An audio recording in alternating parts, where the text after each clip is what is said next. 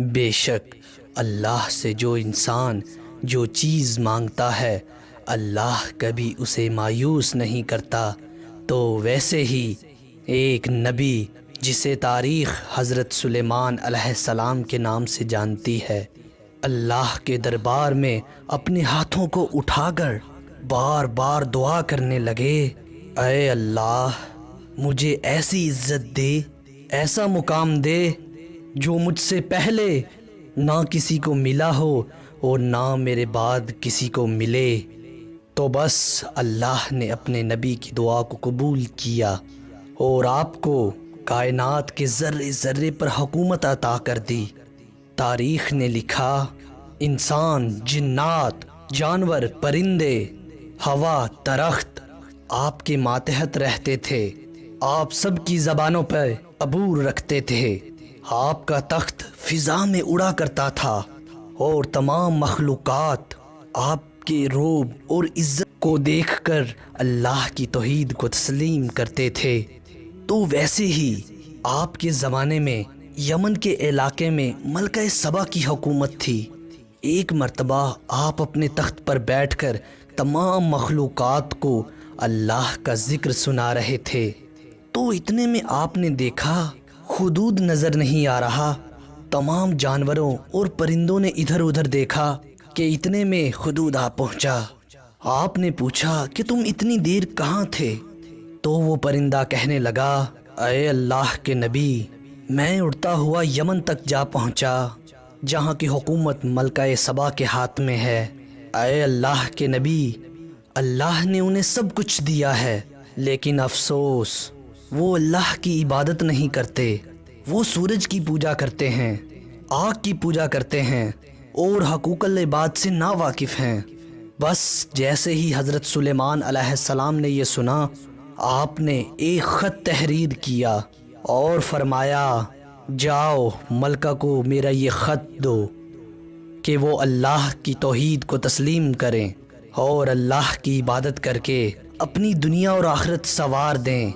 جیسے ہی وہ پرندہ حضرت سلیمان کا خط لے کے ملکہ سبا تک جا پہنچا، تو آپ نے اپنے درباریوں کے سامنے جیسے ہی سلیمان علیہ السلام کا خط پڑھا، جس میں تحریر تھا کہ میں سلیمان، داؤد نبی کا بیٹا، اللہ کے نام سے تمہیں اللہ کے دین کی دعوت دیتا ہوں تاکہ تم گمراہی اور ظلم سے دور ہو کر شیطان کو چھوڑ کر اللہ کی رحمت تک پہنچ سکو، وگرنہ تمہارا یہ ظلم تم پر برسے گا۔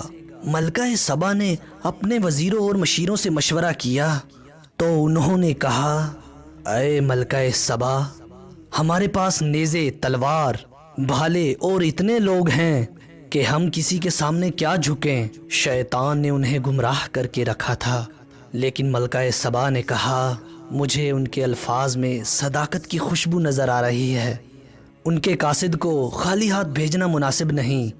آپ نے قیمتی تحائف کے ساتھ اپنے قاصد کے ہاتھ حضرت سلیمان علیہ السلام کے پاس بھیجے۔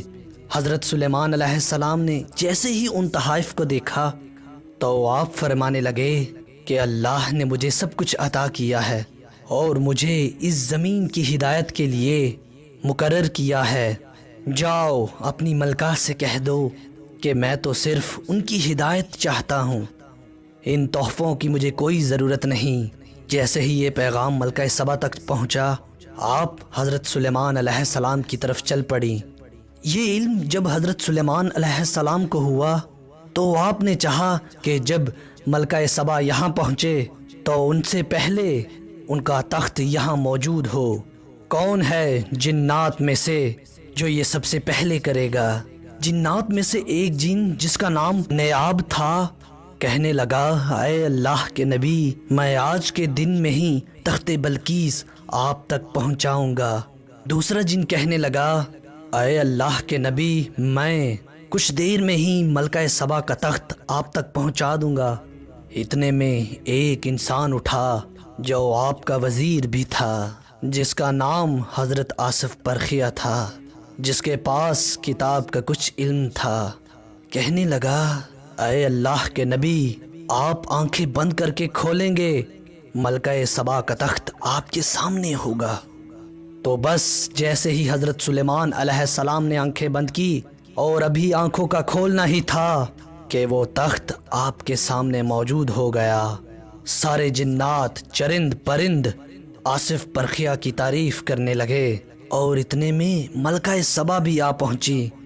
جیسے ہی انہوں نے اپنا تخت اپنے سے پہلے ہی حضرت سلیمان علیہ السلام کے پاس دیکھا تو کہنے لگی، بے شک آپ کوئی عام انسان نہیں بلکہ آپ اللہ کے نبی ہیں، اور آپ کی حکومت اللہ نے صرف انسانوں پر نہیں بلکہ اس دنیا کی ہر خلقت پر رکھی ہے۔